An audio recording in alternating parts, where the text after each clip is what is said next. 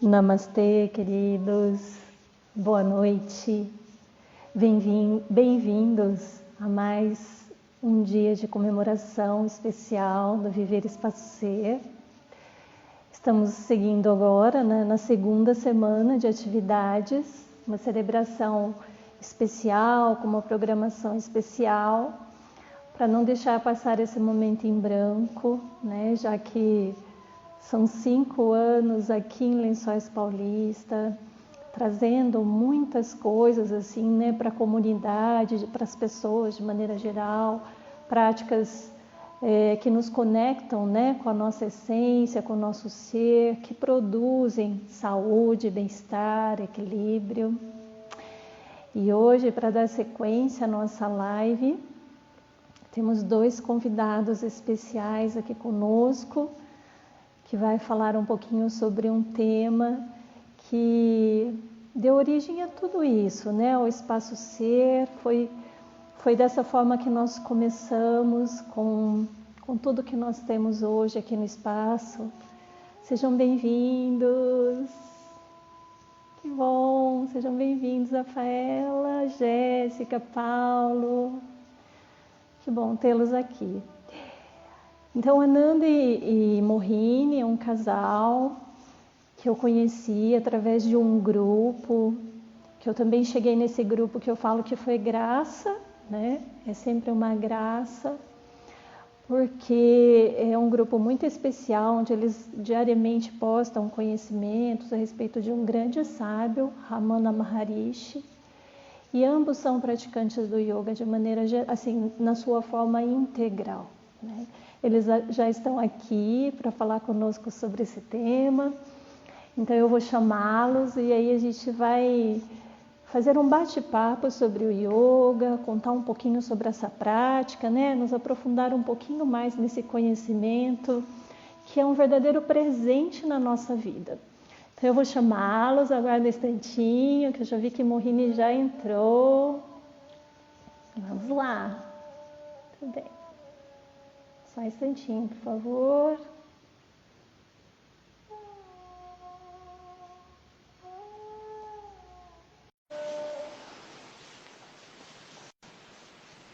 Vamos aguardar um pouquinho. Olá, queridos. Namastê. Boa noite. Só um minutinho. Sejam bem-vindos. A gente está aumentando aqui um pouco a luz, vai ficar uma coisa um pouco fantasmagórica, assim, né? Ok, que bom tê-los aqui. Agradeço pelo convite. É um privilégio para a gente poder estar aqui com vocês nesse dia, celebrando o aniversário do espaço, falando de um tema tão especial que é o yoga, que com certeza é especial para todos nós, né? Para mim, para vocês, para todos que estão aqui nesse momento prestigiando. E, bom, gostaria que vocês fiquem à vontade, eu estou aqui para a gente conversar, mas assim, sei que vocês têm muita propriedade para falar desse tema, então fiquem bem à vontade para trazer um pouco mais desse conhecimento, dessa ciência, né, tão especial que é o yoga. E vocês podem fazer uma apresentação, se vocês quiserem, no espaço de vocês. Sejam bem-vindos. Gratidão. Bom, acho que a primeira coisa que a gente tem para dizer é feliz aniversário para o espaço. Com certeza. Gratidão. Cada ponto de partilha do yoga é um portal de acesso a um conhecimento imorredouro, né? Alguns estudiosos do yoga dizem que o yoga é uma espécie de fóssil vivo. Ele é fóssil porque ele é um negócio muito velho, mas ele continua vivo porque tem pessoas que praticam, que compartilham. Então, parabéns para o espaço, parabéns para você que está aí nesse verdadeiro sacerdócio, né? Eu costumo brincar que dar aula de yoga é sacerdócio. Se alguém pensa que vai vou fazer um curso de formação de yoga para trabalhar com yoga e ficar rico, nem sempre dá certo. Não. Que legal, que bom, agradeço. É muito bom saber que esses espaços existem, que mais e mais pessoas podem entrar em contato, né, com essa filosofia de vida que é até difícil da gente definir em palavras, porque as palavras dificilmente alcançam o que é o yoga, né? Mesmo assim, a gente tenta, a gente faz um esforço, né? Não sei, acho que a gente deve se apresentar um pouco, assim, resumidamente, primeiro, para quem não nos conhece. Sim, fique à vontade. Eu sou Mohini, eu trabalho com yoga há 19 anos e foi um grande divisor de águas na minha vida. De formação, eu sou atriz e aí eu conheci o yoga numa busca por uma nova linguagem de expressividade e encontrei um novo, incrível caminho de improvisão. Então, eu achava que eu ia encontrar algo que ia me fazer levar para fora, né? Que é o que a arte faz, o teatro faz, esse caminho, né, de muita expressão. E eu entendi que, na verdade, era um mergulho para dentro. E isso foi realmente muito importante. E desde então eu venho trilhando, né, essa jornada junto com o Ayurveda, que é uma outra alegria assim na minha vida, na minha jornada, que casa com o yoga perfeitamente, né? Estão ali de mãos Sim, dadas, favorecendo, né, o autoconhecimento para muitas pessoas. E eu sou muito grata, muito feliz a vida pela oportunidade de ter esse bom karma, esse bom dharma, né? Essa alegria de poder compartilhar. Bom, então eu sou Ananda.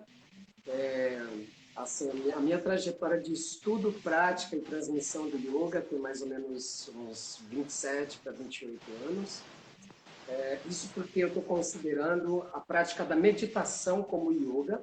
Inclusive, acho que já é um ponto primordial para a gente começar a falar do yoga como uma praxis de autoconhecimento pela meditação. Então, eu medito desde os 13 anos. Mas a vida, assim, fiz outras coisas na vida. Trabalhei como professor de desenho, história em quadrinhos, me envolvi com teatro também, me envolvi com mágica, me envolvi com fotografia, me envolvi com vários outros caminhos, assim, outras ferramentas que, para mim, no final das contas, sempre tinham algo de autoconhecimento, porque eu sinto que quando a gente entra em contato com a dimensão do yoga, todo o nosso viver é transformado pelo yoga. Então, tudo vira um yoga, né? Se a gente pensar, sim, assim, de modo geral, quando a gente pega a tradução de yoga, a gente encontra o sentido de união, por causa da raiz etimológica yud, né? Que está relacionado com atrelar, como alguém que atrela a carroça aos bois.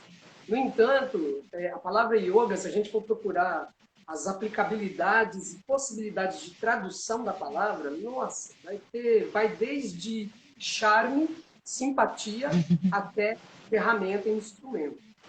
Então, eu acredito que as diferentes formas de arte e cultura, elas podem ser perfeitamente agregadas a esta ferramenta primordial de autoconhecimento que é o yoga. Então, tudo vira yoga. E, na verdade, tudo aquilo que a gente chama de arte, que per si significa técnica, a gente pode dizer que é uma forma de yoga. Então, por exemplo, cozinhar é yoga, né? Dançar é yoga. Tanto que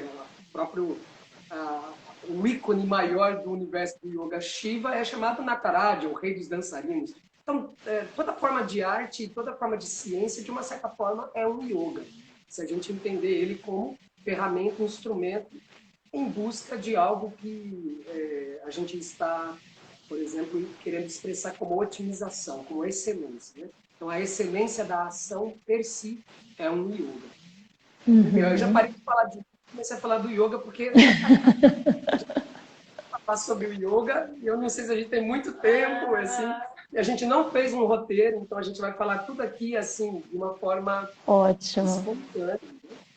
Acho que Sim. falar espontaneamente do yoga é uma maneira de, inclusive, apreciar o sentido do yoga. Porque o yoga, ele é, acima de tudo, o reencontro à nossa naturalidade, à nossa espontaneidade. Né? Então, ele como método, algumas pessoas podem achar que o yoga é muito metódico, mas apesar dele ser metódico, o que ele está proporcionando para a gente é um encontro muito profundo com quem nós somos. Logo, com Sim, tudo aquilo que a gente pode chamar de espontaneidade. Mas falei muito, vou voltar para a sim. movimento. Porque eu sinto que assim, a gente, inclusive eu estava trazendo isso hoje para os meus alunos na prática, né? Quando a gente fala do yoga como um caminho de autoconhecimento, eu acho que essa ideia de autoconhecimento, ela é bem ampla. Ela passa por muitas nuances, dependendo do viés aonde isso está sendo explorado. Então, a gente vai, por exemplo, escutar falar sobre o caminho da psicanálise como um caminho de autoconhecimento, assim como diferentes linhas terapêuticas, holísticas ou não, mas que visam, né, que tem em si essa proposta de autoconhecimento. Mas o que é autoconhecimento? Quem está conhecendo quem? Não é? Porque quando a gente se refere a este que busca o conhecimento de si mesmo, é importante a gente entender quem é este si mesmo que está prestes a ser conhecido, que está ali ocultado, né, para ser conhecido. Porque tem um elemento que é muito forte para a nossa cultura, e quando a gente fala de conhecimento, né, acaba sendo meio que necessariamente falar dos sentidos, da possibilidade dos sentidos, né, da capacidade dos sentidos de ler o mundo. Porque quando a gente pensa em conhecimento, né, se eu falo assim, você conhece Capi, já tem um sentido. Se eu digo, você conhece o Rio de Janeiro, aí já tem um monte de sentidos envolvidos nisso. Né? Para a gente, o Sim, conhecimento está estrelado com a percepção, com a capacidade de absorvermos o mundo através dos 5 sentidos, e também a mente, que está relacionado com a nossa capacidade de inteligir as nossas experiências sensoriais e chegar a alguma conclusão, né, algum tipo de fato por detrás da nossa própria experiência. A discussão do yoga, ele necessariamente parte da discussão da realidade, o que é o real, como discernir o real do irreal e etc. Para não falar que eu não tenho nenhum programinha, eu olhei e falei, bom, é sempre a oportunidade de indicar alguma leitura. E a oportunidade eu quero aproveitar para indicar a leitura desse livrinho. Não, tirou minha marcação. A leitura desse livrinho chamado Yoga, a Arte da Integração. Tudo bem. O Yoga, a Arte da Integração, do Rohit Mehta, é uma possibilidade de estudo de uma obra clássica dentro do universo do yoga, que é justamente os Yoga Sutras de Patanjali. Praticamente, as pessoas pensam em bibliografia autorizada e indicada para se estudar o yoga, Patanjali é fundamental.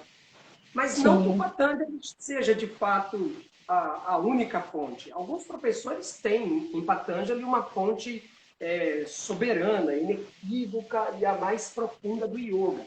Mas essa não é a abordagem de todos os instrutores. Outros instrutores têm outras fontes de análise e estudo. Mas um ponto que eu gostaria de pegar aqui do que daria para a gente conversar hoje começando pelo primeiro verso, o primeiro sutra de Patanjali, quando ele diz Hatha Yoga Anushasana, que pode ser traduzido como agora apresentaremos o conhecimento do yoga. Esse Anushasana, ele pode ser, a palavra sânscrita pode ser desmembrada e a gente encontra a palavra asanam, ou seja, o conhecimento do yoga vai ser perfeitamente assentado dentro de nós. Mas eu sempre levanto uma questão que o próprio autor levanta, que é a primeira palavrinha em sânscrita, que é Atha. Atha Yoga Anushasana. Esse Atha é agora. Esse agora que define a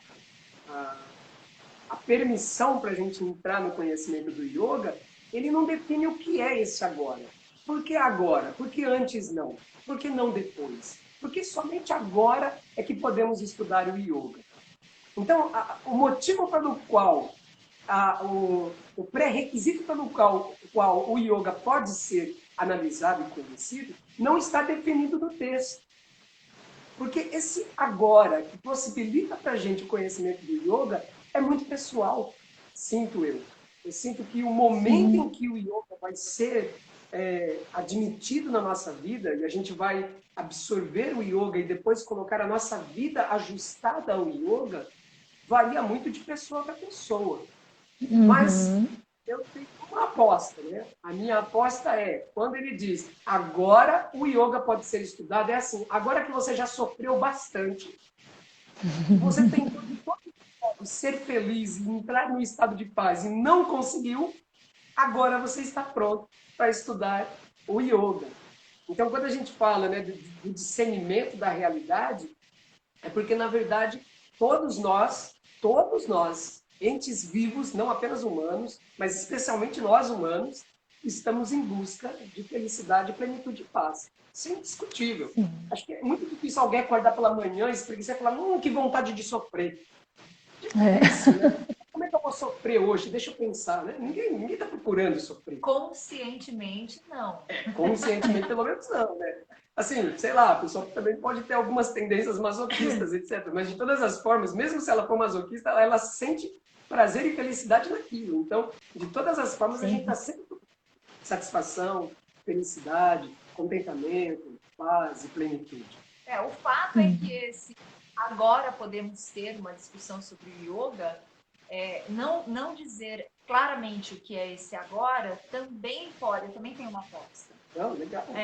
Também pode indicar que isso varia de pessoa para pessoa e que no momento em que o yoga chegar na sua vida, esse é o momento para você. Pode ser diferente de uma pessoa para outra. Pode ser que alguém já tenha sofrido muito, mas pode ser que alguém tenha já chegado nessa existência com uma boa predisposição, um bom karma, porque eu sempre acho um ótimo karma se o yoga chega na sua vida. Eu sempre considero que isso é sinal de uma bênção muito grande, assim. Isso eu acho indiscutível. Então, se é no momento X para uma pessoa, no momento Y para outra, é nesse momento. Chegou para você agora, é agora que nós vamos começar a falar sobre isso, a pensar sobre isso, a refletir sobre o que é o yoga, né? E aí tem todos os outros sutras que vão falar bastante sobre yoga. De modo geral, a gente poderia dizer que, assim, independente da linhagem, há muitas linhagens diferentes de yoga. Pessoalmente, eu acredito que o yoga, ele tem as suas raízes nos Vedas, nos textos mais antigos da revelação, para os sábios hindus, chamados rishis. Não é um consenso. Alguns historiadores acreditam que o yoga, ele na verdade é um produto dos Vedas, mas ele não está registrado nos Vedas. Ele não era pertença dos Vedas, mas sim algo que se desenvolveu no processo histórico de desenvolvimento místico, religioso e psicológico mesmo, né, da investigação psicológica dos indianos. Mas, na verdade, assim, os Vedas, eles estão lá saudando várias divindades. Esse propósito de louvor que está presente nos textos já nos deixa claro que ali existia um Bhakti Yoga muito bem definido. Bhakti Yoga é o yoga da devoção. Então ele já estava presente ali. Assim como num dos versos do Atharva Veda, também a gente tem ali uma inquietação filosófica profunda de um dos rishis e que poderia indicar ali a presença de um Jnana Yoga, de um yoga do conhecimento, já ali nos Vedas. Então, se a gente for tentar rastrear a origem do yoga, talvez a gente pudesse até ser um pouco mais audacioso e dizer que é anterior aos Vedas. Que os Vedas são produto, ou seja, desse desejo intrínseco no ente humano de saber o porquê da existência, por que ele está aqui, para que ele está aqui. É muito certo que as grandes questões filosóficas, elas tiveram, né, das escolas gregas e romanas, tiveram influência do pensamento oriental, tiveram influência do pensamento especificamente indiano. Então, acredito que o yoga ele nasce junto com a entidade humana na sua busca incansável por saber quem sou eu, por que eu estou aqui, qual é a razão dessa existência.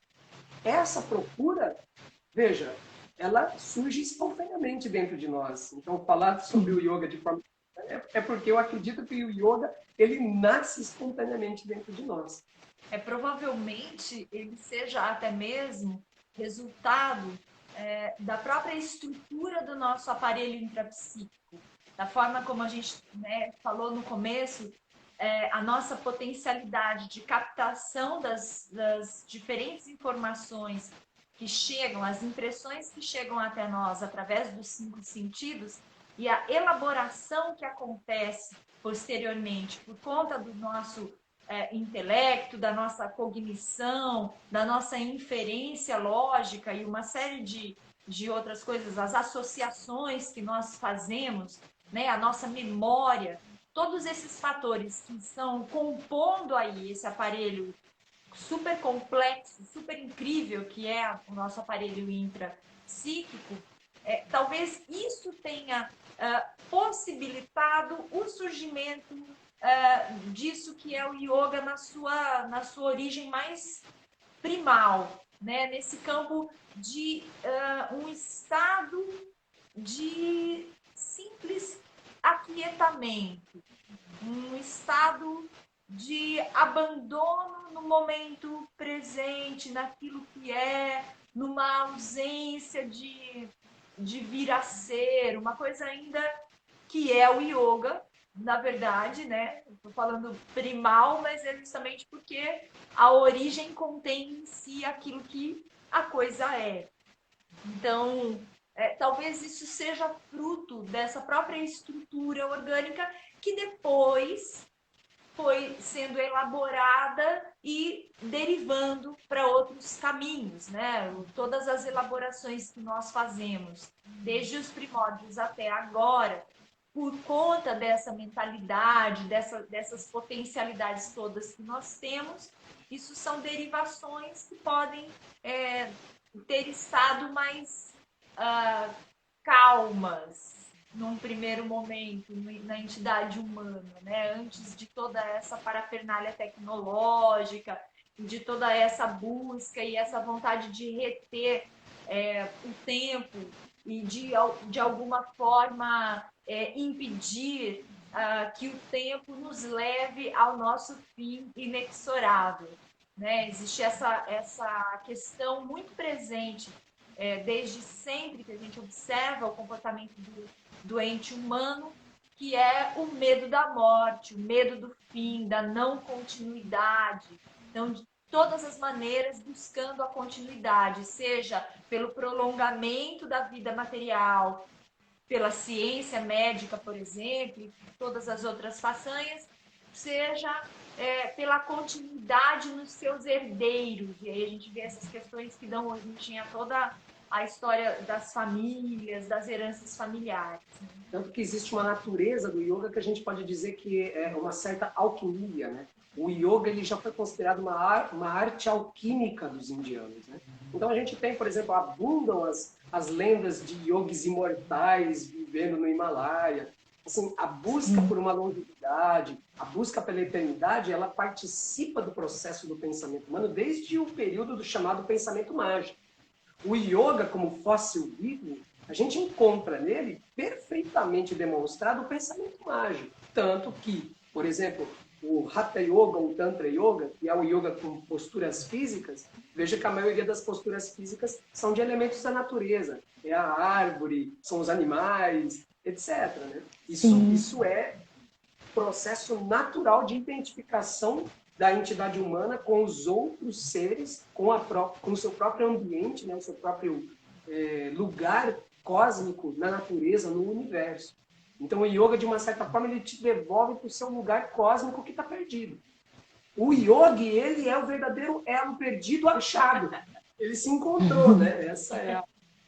Mas assim, a gente está saindo falando aqui. De repente, se você quiser trazer questões que você sente que seriam interessantes de abordar juntos, a gente também está bem disponível. Não, tá ótimo. Eu estou assim, estou aqui desfrutando de todo esse ensinamento, esse conhecimento que vocês estão trazendo e fazendo conexões com a minha prática, né? E o que eu vejo acontecendo nas minhas práticas. Então, quando a gente fala, né, que vocês disseram sobre essa união, né, que essa conexão, essa busca pela felicidade, eu falo que independente, e até escrevi isso hoje para o grupo, que independente dos nossos objetivos, daqueles que nos surgem quando a gente vai buscar o yoga, às vezes eu quero melhorar minha saúde física, às vezes eu quero melhorar o meu aspecto mental, né? Trazer mais tranquilidade para minha mente.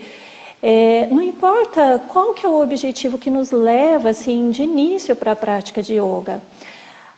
O fato é que nós somos iguais quando a gente busca, quando a gente fala desse desejo pela felicidade, desse desejo pela paz, desse desejo de buscar algo que nos deixe constantemente, né, o que nos remeta a esse estado de pura paz e felicidade.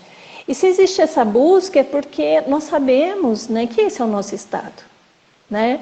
É um estado que já está contido na gente, que a gente sai buscando, né, para que a gente possa de fato sentir esse estado que já é inerente ao nosso ser, né? Tá presente em nós. Então eu falo que nesse sentido não importa se você veio porque você quer melhorar o seu joelho, se você quer melhorar a sua coluna, se você quer trazer mais tranquilidade, o fato é que você vai levar outras coisas além disso. Quando você vem para uma prática, você não vai ter só isso, você vai sair daqui, e eu me lembro de uma aluna que disse uma vez, eu não sei explicar o que é, eu não consigo dizer o que eu sinto está além daquilo que eu posso verbalizar como um sentimento, como uma emoção. E aí quando a gente ouve esses relatos, a gente fala, é a mágica, né? A gente pode chamar até de mágica, porque assim, as palavras não conseguem chegar quando a gente realmente, verdadeiramente se coloca numa prática de yoga, né? Então, tudo isso que vocês estão falando, assim, eu estou fazendo muita conexão com o que eu vejo na minha prática, principalmente com as pessoas que às vezes vêm, conhecem o yoga e daí de repente deixam de fazer. Aí elas voltam e falam, nossa, eu precisava voltar. Aí eu digo assim, uma vez picado pelo bichinho do yoga, né? Porque eu falo que é um caminho, né? Como você mencionou, quando a gente teve a primeira conversa sobre essa realização dessa live, que você falou que é uma ferramenta, é um caminho para nos levar a esse estado mesmo de presença, de felicidade, de tocar a nossa essência, de voltar para o centro, né? Onde a vida verdadeiramente acontece. Então eu falo, por mais que a gente se distraia com as coisas da vida, e a gente vai se distraindo em um momento ou outro, né? E aí, quando você teve esse contato com o yoga e outros, né? E outros métodos, outros caminhos, outras ferramentas que vai te levar a esse encontro de si mesmo, em algum momento você volta, você retorna, né? Porque eu falo que a saída é por dentro, não tem um outro caminho que não seja por dentro, né? Então é isso, vocês podem continuar falando, porque assim, eu estou fazendo essas conexões e me nutrindo do que vocês estão falando, porque eu vivencio isso no meu dia, eu vejo, né? Eu consigo ver através de relatos das pessoas, o quanto de fato o yoga pode nos levar a esse estado mesmo de encontro conosco, né? Com a nossa essência. Maravilha. Eu vou fazer um pequeno teste aqui. Eu vou puxar um pouquinho o nosso spot de luz para ver se a nossa luz melhora, porque eu estou sentindo a gente muito Gasparzinho. Não, Tá bom. na verdade, por aquela... Tudo bem, a gente vai ficar meio fantasmagórico. Igual na Tá prática. ótimo. Tudo meio nublado. Como chama isso? Penumbra. Alguém aqui, eu não capturei o nome da pessoa, mas ele fez um comentário que assim, a respiração universal, né? E eu até queria trazer uma ponte aí para falar um pouco disso, que assim, um dos outros nomes, a grande maioria das pessoas aqui no Ocidente acabam praticando mais Hatha Yoga. Hatha Yoga ele é mais versátil, tem mais a ver com os interesses por saúde e bem-estar orgânico, né? Então acaba sendo um foco primordial, né? Do grande público que absorve e se nutre com o yoga. Não que seja o único método, mas é o mais, acho que é o mais popular. E o Hatha Yoga ele já foi nomeado, né? O seu nome esotérico é Pranavidya, ou seja, a ciência da força vital. Né? Então a gente sabe de forma intuitiva, a gente já sabe que todo o processo da nossa construção psíquica está diretamente relacionado com a respiração. Inclusive porque não há vida onde não exista respiração. Né? A respiração ela é o grande signatário da própria vida, né? Do ânima, do movimento. Então, provavelmente, a ciência do yoga não tem como a gente separar ela do cultivo da nossa bioenergia, da nossa força vital. Então, esse também é um campo interessante da gente investigar, pelo fato de que todos nós já estamos instrumentalizados. O que nos falta é o conhecimento adequado sobre o que é o yoga enquanto ferramenta, enquanto instrumento para otimizar a nossa percepção. Né? Eu costumo chamar o yoga, muitos yogis dão as suas definições particulares e usam definições de outros yogis. Né? A minha definição particular, eu gosto muito da de Krishna, que é yoga é a excelência da ação, yoga é equanimidade, gosto da abordagem do Tantra, o yoga é a apropriação do corpo, etc. Né? Tem várias definições. Mas eu gosto muito de tratar do yoga enquanto ferramenta e um instrumento de aperfeiçoamento da nossa sensibilidade. Então, ele nos qualifica para melhor acessar uma ferramenta que já está em nós, que é a própria respiração. Então, não vai ter um professor de yoga que, ao conduzir a prática, vai conduzir uma prática de yoga, vamos supor, de 1 hora e não vai tocar na palavra respire conscientemente, respire amplamente, respire profundamente, etc. Qual instrutor de yoga não fala em respiração? Não tem como, porque falar de yoga necessariamente é falar do Pranavidya, é falar da ciência da força vital. Então, o yoga ele já começa com a gente desde antes da gente nascer, porque a nossa mãe já estava fazendo yoga por nós lá enquanto a gente estava no útero, né? É muito difícil quando a gente fala nesse Hatha Yoga Anushasana, o momento em que o yoga é realmente propício ao seu estudo. O seu estudo é propício desde o momento em que nós entramos nesta realidade material. Aqui, nesta realidade, todos nós precisamos do yoga. Algumas pessoas não sabem que precisam do yoga ou até podem questionar esta afirmação, mas, invariavelmente, todo mundo em algum momento praticou yoga, mesmo que não saiba que praticou, mas praticou. Interferiu na força vital, interferiu no fluxo respiratório, já está praticando yoga. De forma inconsciente, nós interferimos bastante. Então, a nossa respiração, ela é justamente esse módulo muito sincero, muito honesto, de como nós estamos a cada momento. Não tem como. Você percebe uma pessoa ofegante, você sabe exatamente que ela está passando por algum momento de ansiedade, que alguma coisa está acontecendo, ela passou por um medo, passou por uma tensão, ela teve que agir muito rapidamente, que a paralisou de alguma forma, alguma coisa causou aquilo. Ou ela vem por muito tempo estando dessa forma ansiosa, agitada, e já nem percebe mais o quanto a respiração está ofegante, segura, estimular. Ao passo, se você tem uma pessoa respirando muito profundamente, você percebe que ela está já entrando num estado quase de sonolência, né? Às vezes está já muito quieta por dentro, muito se preparando para isso. E assim vai, cada respiração, a respiração, eu costumo falar da respiração torácica, né, diafragmal, como uma respiração da tomada de coragem, porque a gente vê isso nosso dia a dia.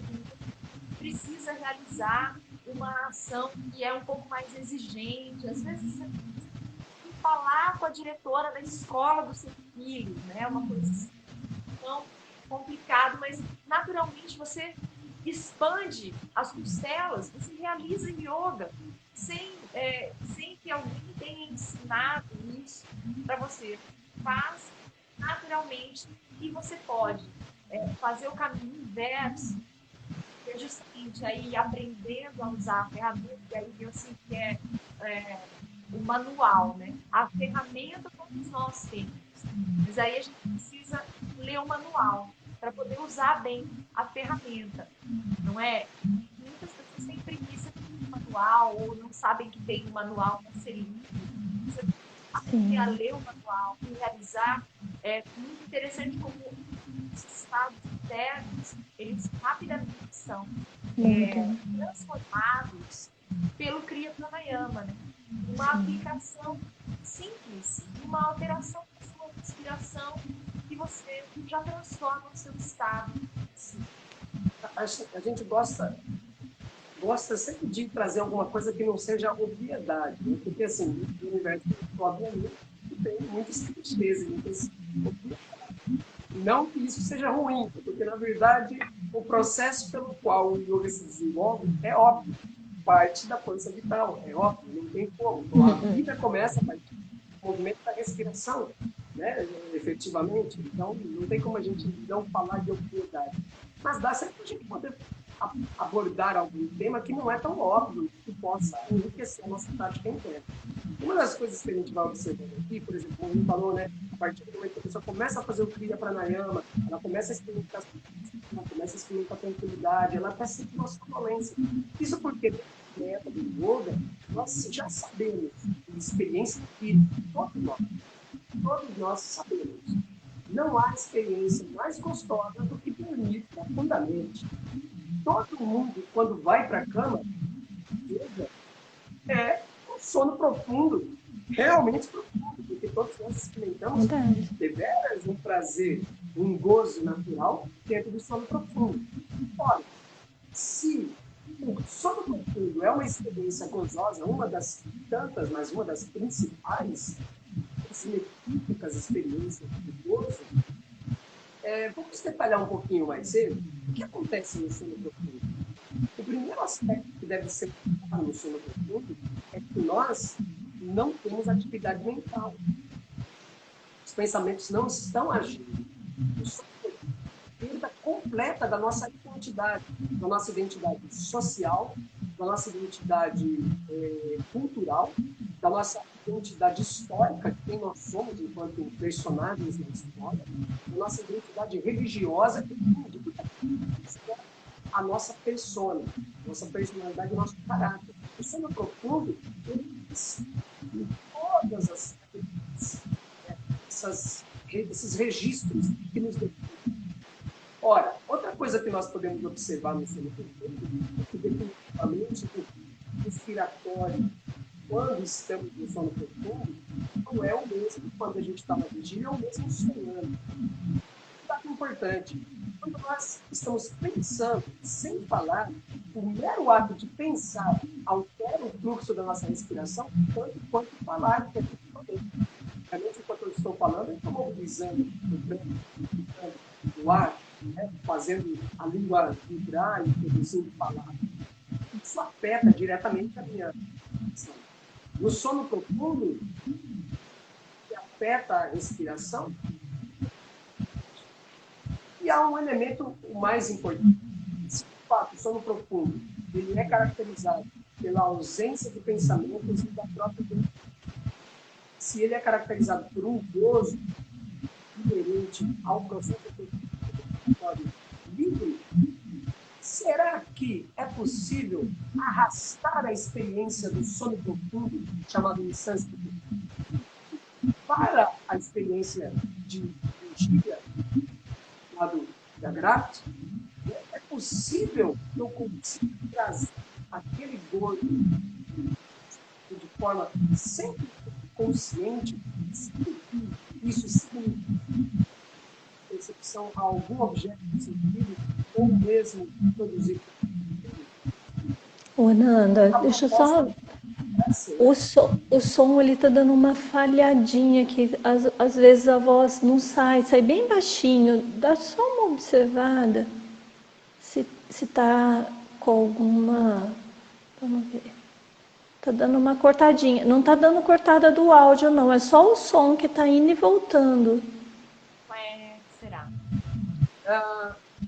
Pode ser que. Será que é um microfone? Não sei. Do meu, será? Desligue o seu microfone só para a gente ver o que acontece. Peraí, vou tirar. Eu tô aqui com fone de ouvido porque eu queria evitar o eco, mas eu tô sentindo que não tá dando. Vou tentar tirar o fone aqui de ouvido. A gente ficou sem o seu som. Você está ouvindo a gente normalmente? Sim, vocês estão me ouvindo? Estamos te ouvindo. Existia um chiado antes. Não sei Ah, se era tá. alguma coisa Pode ser do conexão do seu áudio. fone de ouvido. Pode ser então. Desculpa cortar o seu raciocínio, mas você estava falando sobre trazer essa experiência do sono profundo para o estado de vigília. Exatamente. Porque o que acontece é que, no fundo, como a gente começou a falar do pensamento mágico, começamos a falar do yoga como alquimia, como essa ferramenta em busca de uma solução para aquilo que é o nosso enigma de estimação, né? Qual é o enigma de estimação de todo mundo? A morte. Ninguém sabe o que vai acontecer na morte. Agora a gente está ouvindo a nossa voz no seu aparelho. Mas me parece que o pessoal está conseguindo ouvir. Tá ok para todo mundo, gente? Se alguém puder dar um ok para a gente escutar. Não melhorou. É porque a sala é grande, então o som volta.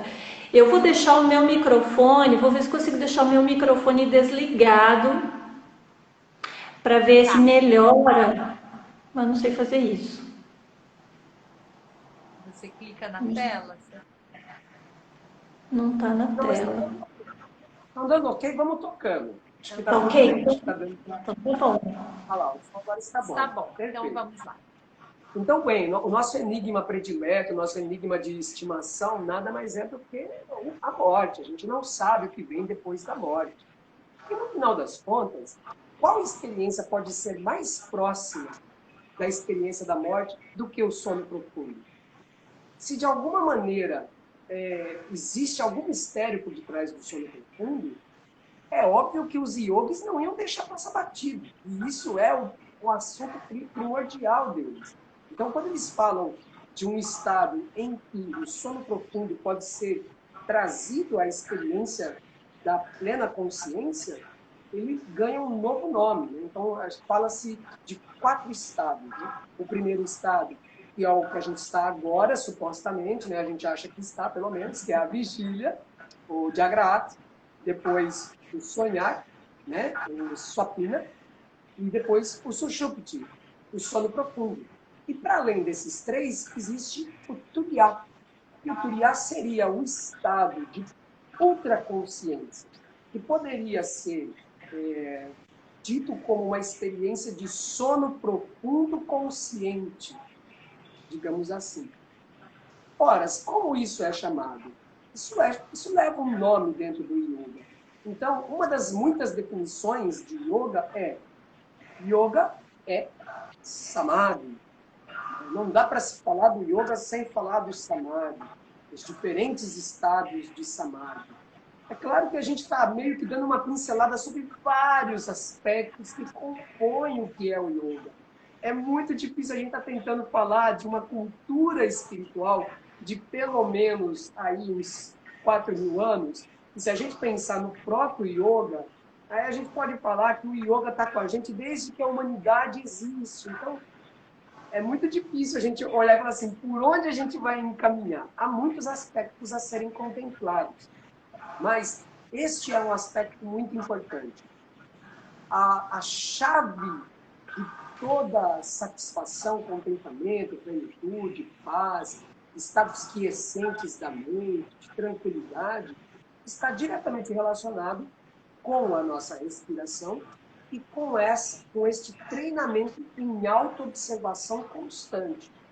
Nunca esquecendo que estas ferramentas, elas são aplicadas com um objetivo em mente. Aí varia um pouco de definição, mas de modo geral, todos os yogas, todos os muitos expositores, as obras clássicas, vão afirmar que a meta do yoga é moksha, ou liberação. Mas algumas vezes essa liberação ela é apresentada como um termo cognato a alguma outra virtude e qualidade alcançada com o yoga. Então, no caso do sábio Patanjali, ele diz que yoga é kaivalya, ou seja, um isolamento positivo, de forma que a gente não seja vítima de circunstâncias e eventos externos a nós, para que nós possamos passar pelas diversas situações da vida que vamos enfrentar, os muitos desafios, com serenidade e tranquilidade, de forma que os eventos externos não afetem a nossa natureza primordial, que é pura paz, tranquilidade e plenitude. Ok? Aí outros professores já vão dizer, não, a meta do yoga é o samadhi mesmo, porque não tem outra coisa além do samadhi. Aí vai variando. Mas, de modo geral, todos concordam que, de alguma forma, o homem está tolhido. A entidade humana, ela não está habilitada a experimentar a máxima potência de gozo, porque ela se acredita limitada e porque ela não consegue fazer o uso de viver, que é o discernimento, separando aquilo que é real do irreal, levando em consideração que real e irreal dentro do universo do yoga é o permanente do impermanente. É dito que se aquele que pretende conhecer o yoga, praticar yoga, ele de antemão desenvolveu a sua capacidade discriminativa, ou seja, viveka, nada mais precisa ser praticado. O yoga só existe porque a gente não consegue discernir entre o real e o irreal, entre o ilusório e o verdadeiro, entre o perecível e o imperecível. E a gente pode retornar àquela questão que eu estava trazendo lá no início, que é sobre o autoconhecimento e o que é que há para ser conhecido, não é? E aí a gente pode misturar tudo isso, eu sinto que a gente trouxe aqui um pouquinho, porque se nós estamos inexoravelmente buscando por felicidade e plenitude, e nós vimos que essa felicidade e essa plenitude alcançam êxito no momento em que nós estamos desidentificados com a personalidade, justamente como nós falamos do sono profundo, no momento em que existe uma respiração muito tranquila, uma paz, uma ausência de busca por esse vir a ser, nós vamos entender que a ferramenta do yoga que leva ao autoconhecimento, ela difere de outras ferramentas que falam sobre o autoconhecimento, como se nós estivéssemos olhando para uma fotografia pelo seu negativo. Quem é muito jovenzinho não vai entender isso, porque eu estou falando de fotografia quando a gente fazia de filme, de bolo, que você tinha que levar lá na fotótica, lá na loja, não pode fazer propaganda, né? Você tinha que levar lá na loja para revelar, não era assim? E aí Sim. ficava lá o negativo da foto. Você olhava através da luz. Quando queimava tudo era uma frustração, né? Oi? Quando queimava, maior frustração. Era uma exato. frustração. E por que eu estou fazendo essa analogia?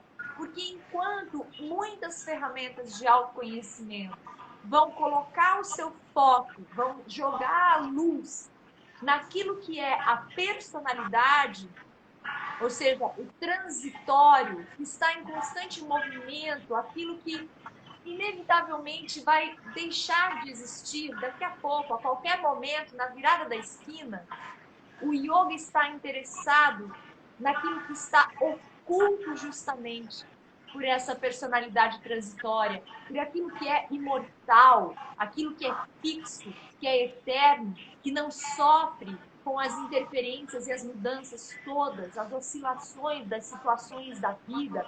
Uma hora acontece uma catástrofe, eu fico triste, eu reajo dessa forma ou daquela.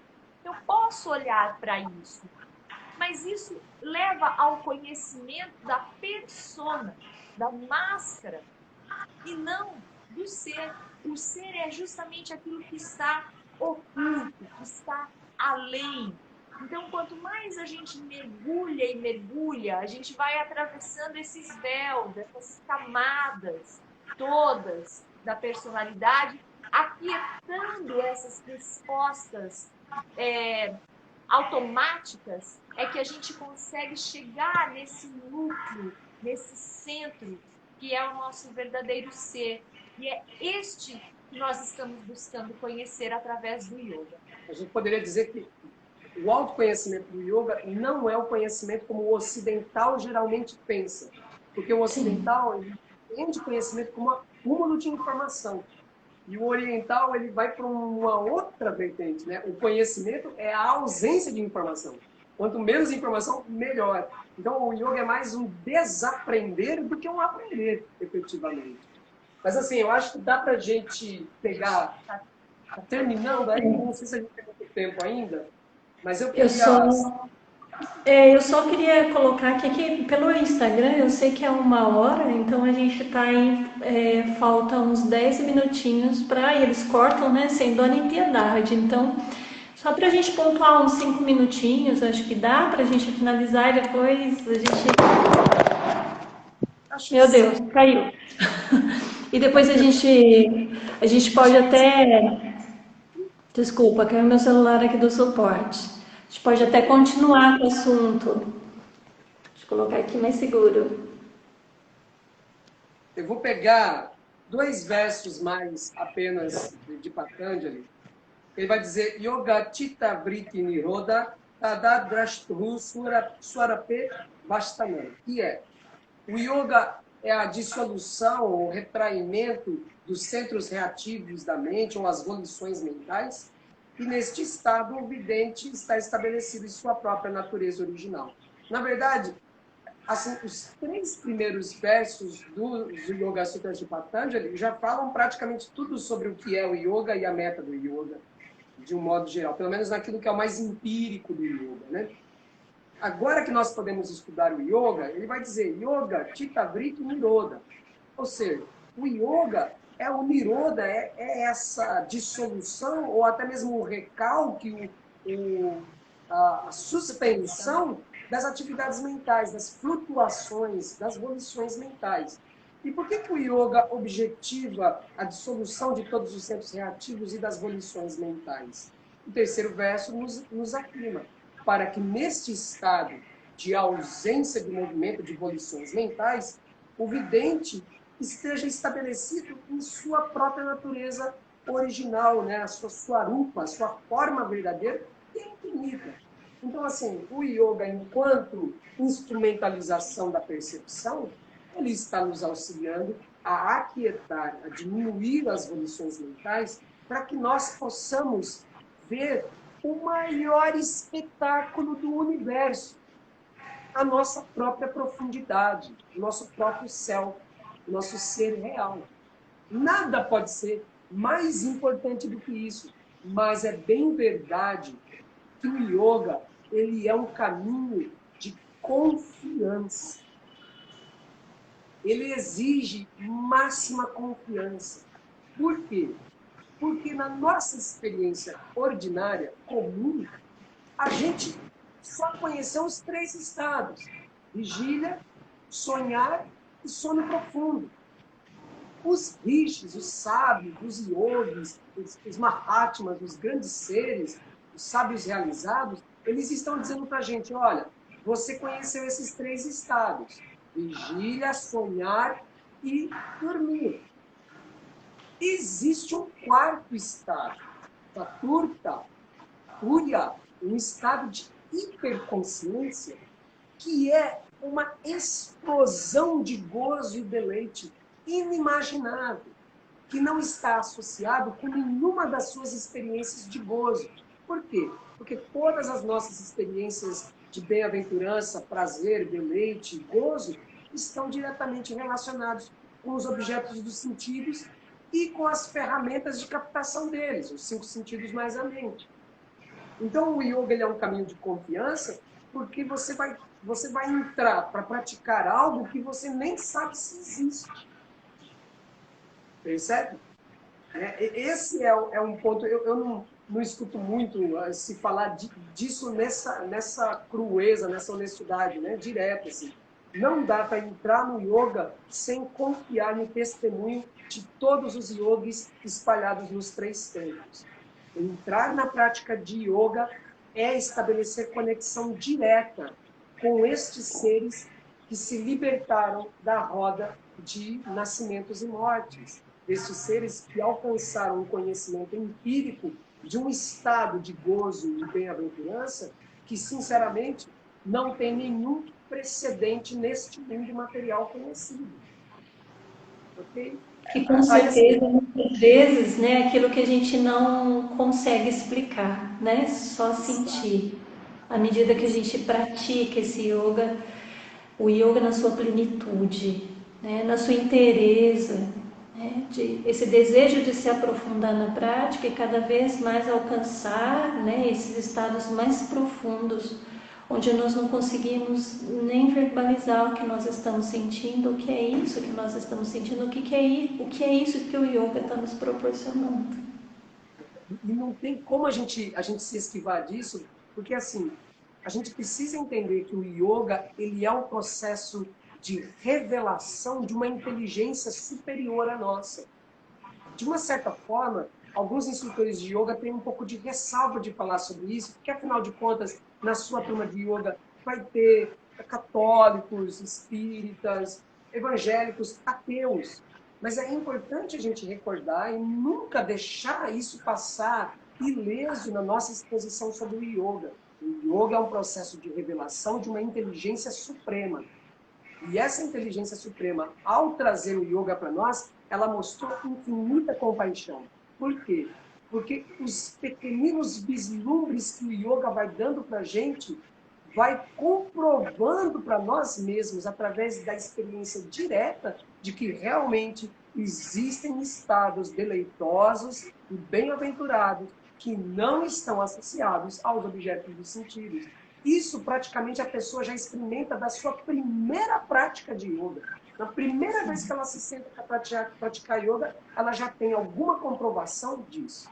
Agora imagina o fato ela chegar ao estado de Nirvikalpa Samadhi, que é o estado de zero associação com os objetos dos sentidos, os sentidos e a mente. Um gozo puro, cristalino, pristino, o mais antigo e, ao mesmo tempo, o mais contemporâneo, porque é sempre novo e sempre fresco.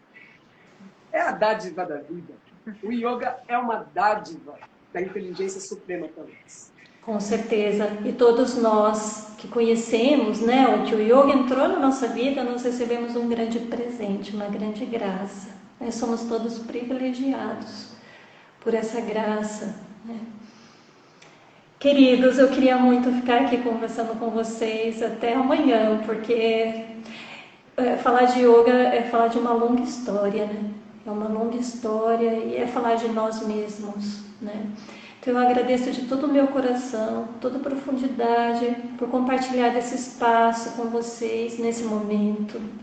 Espero que possam vir outros momentos como esse, onde a gente possa compartilhar e poder também levar, né, um pouco desse nosso conhecimento para mais pessoas, para que as pessoas possam de fato conhecer o que é o yoga, né, e querer experimentar, aqueles que não experimentaram, né, poder querer experimentar para sentir o que é essa conexão com o yoga. Agradeço imensamente, me coloco à disposição e também convido as pessoas, se vocês quiserem quiserem fazer alguma pergunta, deixe no comentário, depois eu vou remeter a eles, mas também tem a página da Mohini, se vocês quiserem, não sei, mas podem também remeter para ela também é uma instrutora de yoga. Tá acabando, 26 segundos, está falando o restante. Nós vamos então nos despedir aqui, senão eu não consigo gravar essa live, ela vai ficar gravada, para a gente poder disponibilizar para as pessoas. Um grande beijo. Gratidão. Gratidão. Namastê para todo mundo. Namastê.